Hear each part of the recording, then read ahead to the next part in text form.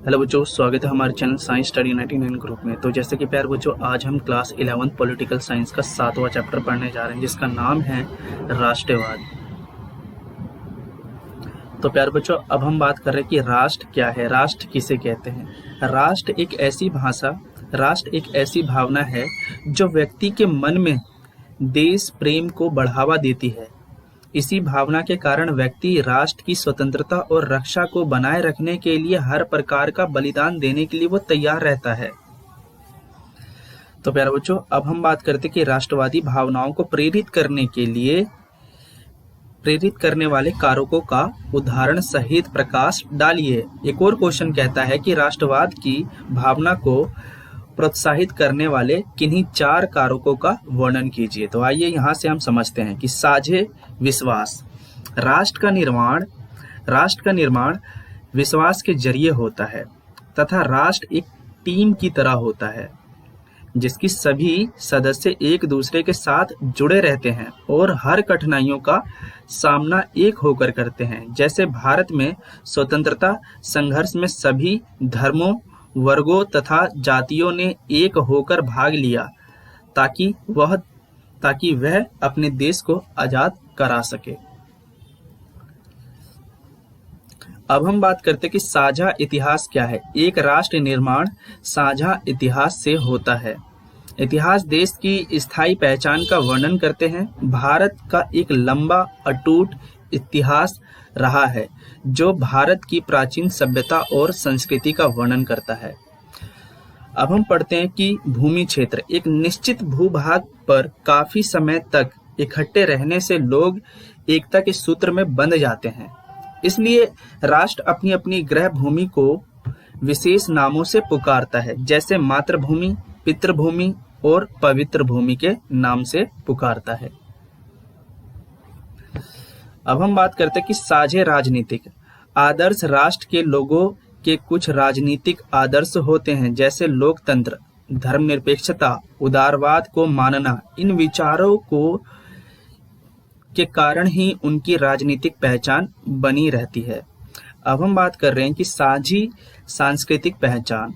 साझी सांस्कृतिक पहचान का अर्थ है कि एक समान भाषा या जातीय वंश परंपरा से है जो आपसी संवाद को आसान बना देती है तथा समान धर्म होने से एक जैसे त्योहार मनाना, वस्त्र धारण करना लोगों को एक दूसरे के नजदीक ला देता है। तो ये सब किस में आता है प्यारे बच्चों? तो राष्ट्र में आता है। ये राष्ट्र के अंतर्गत आता है कि हमारा जो देश है, देखा जाए तो अनेकों धर्मों के लोग यहाँ पे रहते हैं, अलग अलग भाषाएं बोलते हैं और ये विभिन्नता वाला देश है और लोकतंत्र वाला सबसे बड़ा देश है।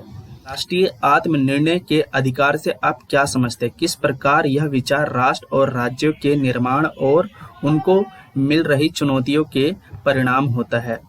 राष्ट्रीय आत्मनिर्णय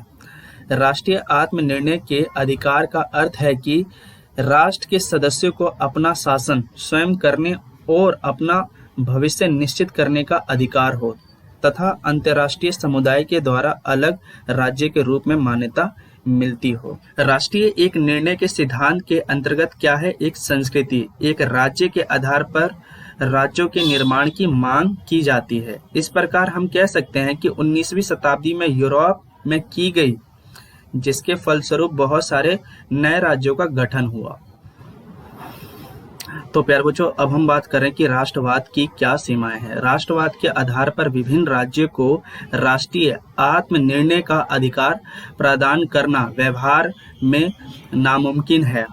आज लगभग हर राज्य में विविध धर्मों, भाषाओं और संस्कृतियों के लोग रहते हैं। अगर सभी अलग अलग राज्य की मांग करने लगे तो एक के स्थान पर कई राज्यों का गठन होगा।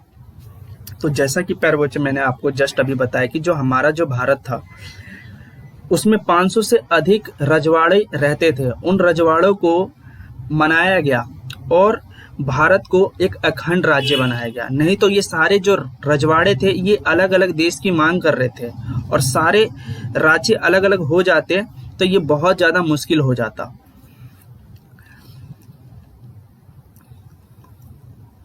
भारत में भी आज़ादी से पहले 500 से अधिक रियासतें थी। यदि सभी को राष्ट्रीय, तो प्यारे बच्चों यहाँ पे आपको आत्मनिर्णय लिखना और यहाँ पर भी आपको आत्मनिर्णय लिखना है का अधिकार दे दिया जाए तो वो भारत के सैकड़ों छोटे छोटे राज्य बन जाते हैं। अतः सभी धार्मिक भाषाएं और संस्कृति समूह को स्वीकृति दी जाए तो ताकि देश की एकता बनी रहे। तो प्यारे बच्चों, अब हम बात करते हैं कि राष्ट्रवाद के उभरने के पश्चात पिछली 2 शताब्दियों में दिखे प्रभावों का उल्लेख कीजिए। राष्ट्रवाद के प्रभाव। राष्ट्रवाद ने विश्व को 2 गुटों में विभाजित किया है, युद्ध को बढ़ावा दिया है। राष्ट्रवाद ने नए राज्यों के उदय को बढ़ावा दिया। राष्ट्रवाद ने जनता को तोड़ा है और उनको अलग किया है। यहाँ पे आपको अलग लिख लेना है। जैसे जर्मनी इटली का एकीकरण हुआ है और ऑस्ट्रिया और हंगरी का बंटवारा हुआ है। राष्ट्रवाद ने बड़े बड़े साम्राज्य का पतन किया है। जैसे हम बात कर रहे हैं ब्रिटिश साम्राज्य, फ्रांसीसी साम्राज्य।